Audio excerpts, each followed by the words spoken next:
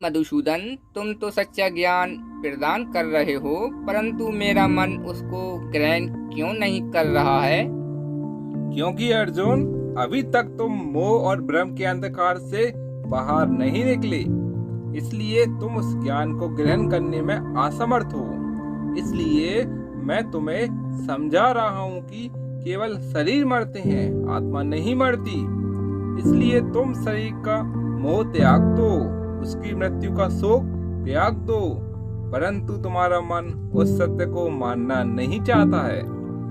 तुम ठीक कहते हो केशव, मैं तुम्हारी बात समझता तो हूँ, परंतु मेरा मन उसे ग्रहण क्यों नहीं कर रहा है? इसका कारण क्या है?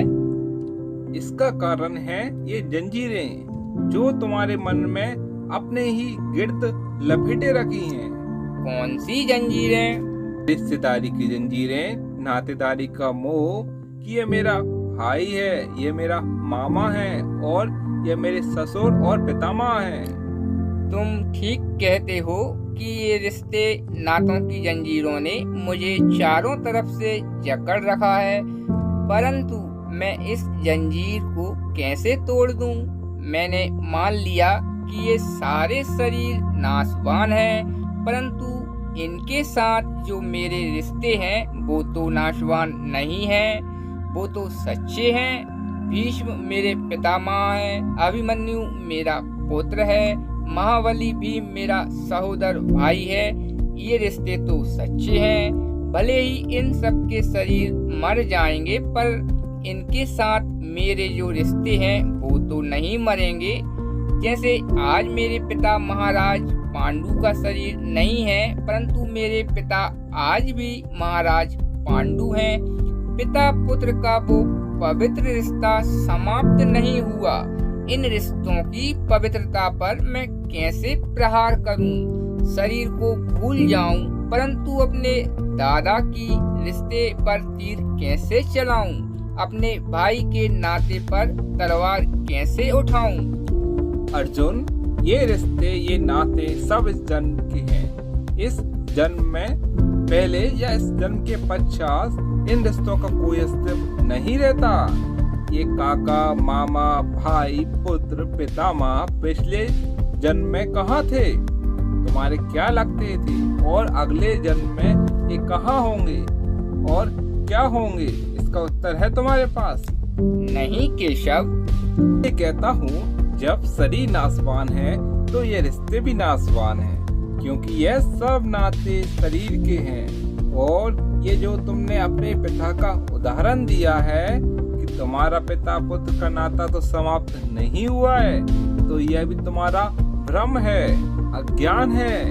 केवल तुम्हारे मन में वो रिश्ते अभी तक जीवित हैं, क्योंकि तुमने अभी तक उसी जन्म में हो, परंतु पिताश्री इस समय जिस योनि में भी होंगे उनके लिए वो रिश्ते समाप्त हो चुके हैं। पिता की बात तो छोड़ो, अपनी बात करो। पिछले जन्म में जब तुम्हारी मृत्यु हुई होगी, उस समय तुम्हारे सगे संबंधी रोए होंगे। तुम्हारी पत्नी, तुम्हारे पुत्रों ने बहुत विलाप किया होगा, परंतु इस जन्म में तुम्हें याद भी नहीं है कि किस किस ने तुम्हारी मृत्यु पर विलाप किया था। आज तुम्हारे लिए उनका या उनके रोने धोने का कोई मोल नहीं है। इसलिए समझा रहा हूँ, ना किसी के मरने का शोक करो, ना किसी के साथ नाता टूटने का दुख मानो। वैसे भी मेरी माया इतनी प्रबल है अर्जुन, कि जिन्हें तू समझता है कि तेरी मृत्यु के बाद शोक करेंगे, सारा जीवन रोते रहेंगे, वो भी असत्य है। मेरी माया के प्रभाव में थोड़े ही दिनों के बाद उन रोने वालों को तू हंसता खेलता देखेगा। मित्र 4 दिन रोता है, भाई 10 दिन रोता है, पत्नी उससे अधिक रोती है, माता सबसे अधिक समय तक रोती है, परंतु सबके आंसू धीरे धीरे सूख जाते हैं और इन आंखों में फिर से नए सपनों की रोशनी चमकने लगती है। हे अर्जुन, क्या तुम बता सकते हो कि पिछले जन्म में तुम्हारे किस रिश्तेदार ने तुम्हारे लिए कितना विलाप किया था? नहीं केशव, ये मैं कैसे बता सकता हूँ? मुझे तो ये याद भी नहीं कि वो कौन थे। बस जिस तरह तुम अपने पिछले जन्म को भूल गए हो, उसी तरह अपने इस जन्म को भी भूल जाओगे। इस जन्म के रिश्ते का अर्थ तुम्हारे आने वाले जन्म में कुछ भी नहीं रह जाएगा। आज अभिमन्यु को तुम अपना पुत्र समझ रहे हो सकता है पिछले जन्म में वो तुम्हारा पिता रहा हो, या आने वाले जन्म में तुम्हारा महाशत्रु बन जाए।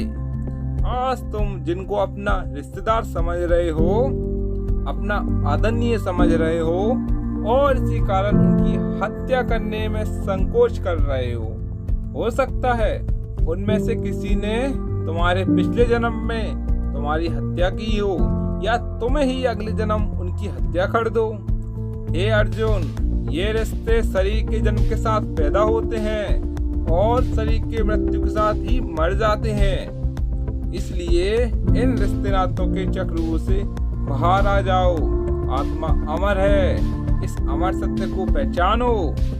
रिश्ते तो बदलते रहते हैं हे अर्जुन, इसलिए तुम्हें ना रिश्तों से मोह करना चाहिए, ना रिश्तों के टूटने का शोक करना चाहिए।